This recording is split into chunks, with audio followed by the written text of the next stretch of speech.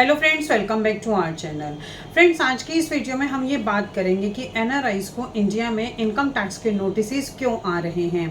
Friends, अगर आपने अभी तक हमारे चैनल को सब्सक्राइब नहीं किया है तो आप अभी कर दीजिए, क्योंकि इससे हमें मोटिवेशन मिलता है आपके लिए ऐसे वीडियोस को आगे लाने के लिए। सो फ्रेंड्स, वीडियो स्टार्ट करते हैं। फ्रेंड्स, बहुत से एनआरआई ऐसा सोचते हैं कि अगर हम विदेश में रहते हैं तो हमें इंडिया में इनकम टैक्स जमा करने की ज़रूरत नहीं है, जो कि ये बहुत बड़ी गलतफहमी कर रहे हैं। मेरे एक क्लाइंट दुबई में रहते हैं, उन्होंने लास्ट 3 साल से अपने इनकम टैक्स के रिटर्न को फाइल नहीं किया है और उनके पुणे में स्थित एक फ्लैट है जिससे उनके एनआरई अकाउंट में 68 लाख रुपीस जो हैं वो डिपॉजिट किए गए हैं। तो इस वजह से उनके पास इनकम टैक्स डिपार्टमेंट से नोटिस आ जाता है। तो वो कहते हैं कि मैं तो एनआरआई हूँ, मुझे अपने इनकम टैक्स के रिटर्न इंडिया में फाइल करने की क्या ज़रूरत है। तो फ्रेंड्स, सबसे पहले मैं आपको कुछ ऐसी 3 गलतियाँ बताती हूँ जो ज़्यादातर एनआरआईज करते हैं।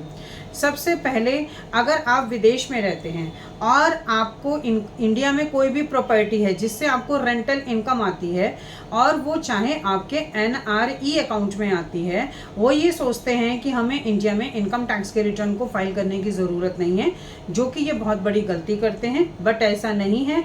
अगर आपकी कोई भी प्रॉपर्टी इंडिया में है और उससे आपको रेंटल इनकम आती है तो आपको इंडिया में भी इनकम टैक्स के रिटर्न को फाइल करना मैंडेटरी होता है। दूसरा, अगर आपके इंडिया में कोई भी प्रॉपर्टी है तो जो आपके टेनेंट हैं वो आपके रेंटल इनकम पर 30% का टीडीएस डिडक्ट करके आपको पेमेंट करेंगे। ड्यू टू एनी रीज़न वो आपका टीडीएस डिडक्ट नहीं करते हैं तो हो सकता है कि ये पेमेंट आपको अपनी तरफ से गवर्नमेंट को पे करना पड़ जाए। तीसरा, अगर आपके इंडिया में कोई भी प्रॉपर्टी है और आप उसको सेल कर देते हैं तो उस केस में भी आपका कैपिटल गेन टैक्स और फेमा कंप्लाइंसेस को कंप्लीट करना ज़रूरी होता है।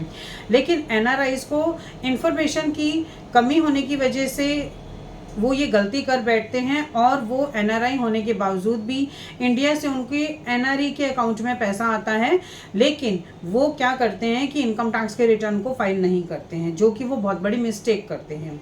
तो फ्रेंड्स, अगर आप एनआरआई हैं और अगर आपके अकाउंट में, आपके एनआरई अकाउंट में इंडिया से किसी भी तरह का कोई भी इनकम का पैसा आ रहा है तो भी आपको इंडिया में इनकम टैक्स के रिटर्न को फाइल करना ज़रूरी है।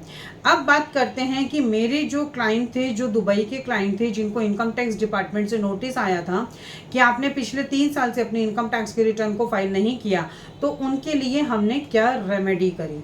हमने उनकी 3 साल की इनकम टैक्स के रिटर्न को फाइल किया।